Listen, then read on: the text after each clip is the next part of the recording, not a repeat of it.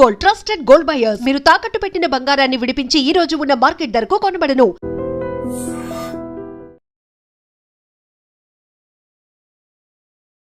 Hi hello నమస్తే welcome to I dream. నేను మీ శ్రావ్య. మనతో పాటు ఇప్పుడు GTA founder and chairman Vishweshwar Reddy గారు ఉన్నారు. నమస్తే సార్.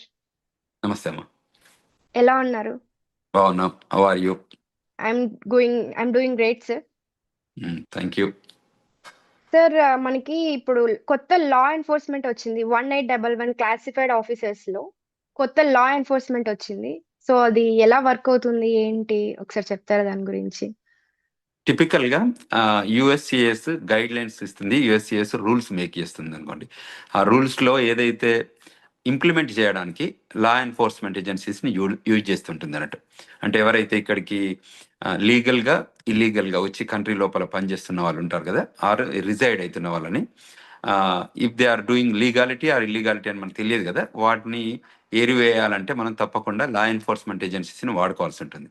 ఇంతకుముందు ఐస్ ఉండేది, ఇమిగ్రేషన్ కస్టమ్ ఎన్ఫోర్స్మెంట్, అంటే ఇప్పుడు కూడా ఉంది, బట్ ఐస్ కానివ్వండి మిగతా డిపార్ట్మెంట్స్ ఏదైనా ఉంటే వాళ్ళు పంపిస్తారు ఏజెంట్లు. దాని బదులు ఇంకా in addition to that they are using 1811 agents, special agents అనుకోండి. సో వీళ్ళు ఏంటంటే వీళ్ళు కూడా గ్రౌండ్లో ఎక్కడెక్కడైతే ఇమిగ్రేషన్ రూల్స్ని వయలేట్ చేస్తారో, whether it is legal are ఇల్లీగల్గా వచ్చి కంట్రీ లోపలికి వచ్చి ఓవర్ స్టే చేయడం కానీ అటువంటి ఏదైనా జరిగితే ఈ ఆఫీసర్స్ సైట్ ఆడిట్కి వెళ్తే లేకపోతే ఇన్స్పెక్షన్కి వెళ్తే అది ఎక్కడికైనా వెళ్ళొచ్చు. ఇప్పుడున్న కొత్త రూల్ ప్రకారం ఏంటంటే వాళ్ళు they can visit anywhere and they can find the people if they are there, then they will do proceedings. అంటే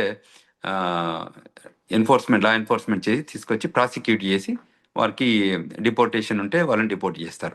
సో ఇది టిపికల్గా న్యూ యాక్ట్ జరుగుతుంది. సో అది ఎక్కువ అంటే మోర్ ఇంప్లిమెంటేషన్ చేయడానికి ట్రంప్ అడ్మినిస్ట్రేషన్ 2.0లో చాలా బ్రహ్మాండంగా ఎఫర్ట్ పెడుతున్నారు. సో ఎవ్రీ సెక్టర్లో కూడా, ఇప్పుడు మేము వాషింగ్టన్ డీసీలో ఉంటాం, వాషింగ్టన్ డీసీలో కూడా ఇప్పుడు ఫెడరల్ ఏజెంట్స్ కానీ సెక్యూరిటీ కానీ బాగా బీపప్ చేశారు. సో ఇక్కడ కూడా చాలా జరుగుతున్నాయి ఈవెంట్స్.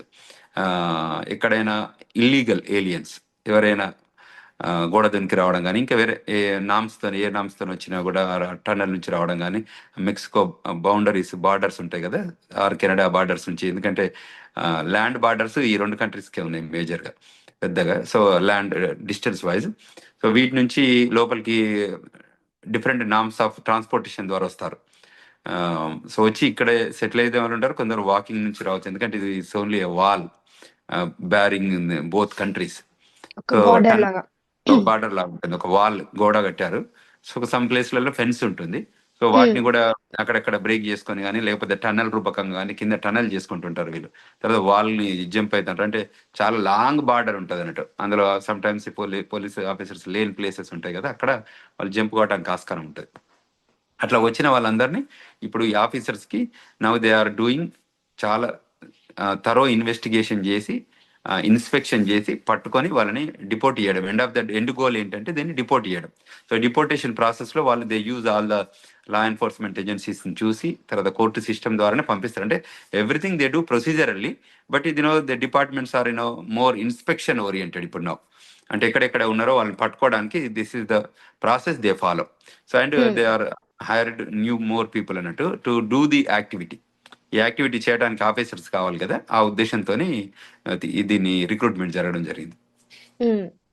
ఓకే, దీనికి ఎలా వర్క్ అవుతుంది అంటారు సార్?